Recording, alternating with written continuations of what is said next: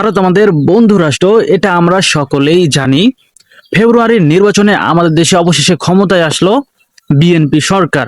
BNP সরকারের জন্য অবশ্যই এই সময়টা অর্থাৎ সামনের 5টা বছর অনেক চ্যালেঞ্জের একটা মুহূর্ত হয়ে দাঁড়াবে, কারণ বাংলাদেশের বিপুল পরিমাণে একটা ঋণের চাকা রয়েছে, অর্থাৎ বাংলাদেশ অনেক হিউজ পরিমাণে একটা ঋণ রয়েছে। কিন্তু সবচেয়ে আকর্ষণীয় একটা বিষয় হচ্ছে আমরা জনগণ একটা বিষয়ে খুবই উচ্ছ্বাস যে আমাদের সামরিক শক্তি উন্নত করা। যেই সরকারি ক্ষমতায় আসুক না কেন, যদি জামাতও আসতো তারপরেও একটা কাজ তাদেরকে করতেই হতো, সেটা হচ্ছে যে ভারতের সাথে সম্পর্ক ভালো করেই দেশটাকে এগিয়ে নিয়ে যাওয়া। এবং বিএনপি সরকারের ক্ষেত্রেও সেম এরকমটাই হবে, কারণ বিএনপি সরকার হোক আর জামাত হোক সেটা কোনো ম্যাটার না। সবচেয়ে বড় বিষয় হচ্ছে যে বাংলাদেশের সাথে একটা হিউজ পরিমাণ বর্ডার রয়েছে ভারতের সাথে।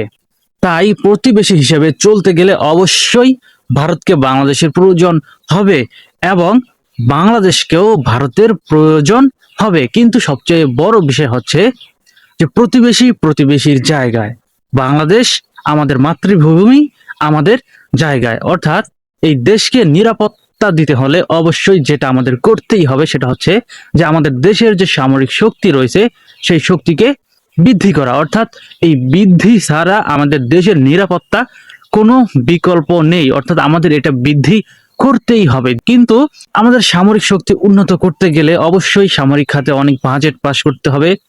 আগে যে বাজেটগুলো করা হয়েছে সেগুলো থেকে অনেক বেশি পরিমাণে বাজেট করতে হবে। এটা আসলে বর্তমানে বিএনপি সরকারের জন্য অনেকটাই একটা চ্যালেঞ্জের সময়, কারণ দেশে বিপুল পরিমাণে একটা ঋণ রয়েছে। আপনি ঋণ মেকআপ করবেন, নাকি দেশের সামরিক খাতটাকে উন্নত করবেন, নাকি আপনি জনগণকে উন্নত করবেন, কোনটা করবেন?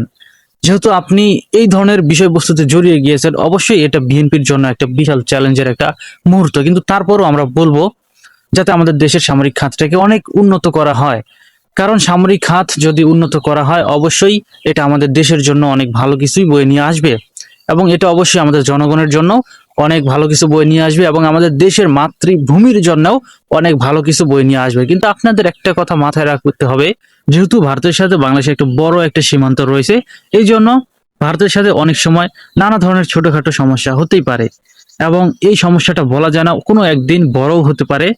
তাই অবশ্যই যে কোনো দেশকে প্রতিহত করতে হলে কোনো বিকল্প নেই সামরিক শক্তির সক্ষমতা ছাড়া। তাই অবশ্যই আমাদের দেশের এই সামরিক সক্ষমতাগুলো অনেক বেশি উন্নত করা উচিত, অনেক বেশি ডেভেলপ করা উচিত। তবে আপনাদের কি মনে হয়? আপনাদের মূল্যবান মতামত, আপনাদের অভিজ্ঞতা আমাদের কমেন্টে জানিয়ে যান। ভিডিওটি ভালো লাগলে শেয়ার করুন এবং পরবর্তী আপডেটের জন্য আমাদের সাথেই থাকুন। ধন্যবাদ।